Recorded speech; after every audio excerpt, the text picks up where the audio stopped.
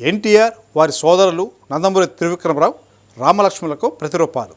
వీరిద్దరిని రామలక్ష్మణుని పిలిచేవారు అందరూ.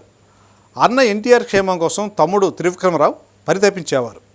తమ్ముడి భవిష్యత్తు కోసం అన్న ఎన్టీఆర్ ఎన్నో త్యాగాలు చేశారు. ఫ్లాష్ బ్యాక్లోకి వెళితే నందమూరి త్రివిక్రమరావుకు పెళ్లి సంబంధం కుదిరింది. ఓ మంచి రోజు నిశ్చితార్థం అనుకున్నారు. కానీ ఆ నిశ్చితార్థానికి అమ్మాయి వైపు వారు రాలేదట. ఎందుకు రాలేదని ఎన్టీఆర్ వాకప్ చేయగా, ఎన్టీఆర్ వాళ్ళ ఉమ్మడి ఆస్తి 4 ఎకరాల భూమి మాత్రమే. అందులో 2 ఎకరాలు మాత్రమే త్రివిక్రమకు వస్తుంది. ఆ 2 ఎకరాలతో అమ్మాయిని ఎలా పోషిస్తాడు?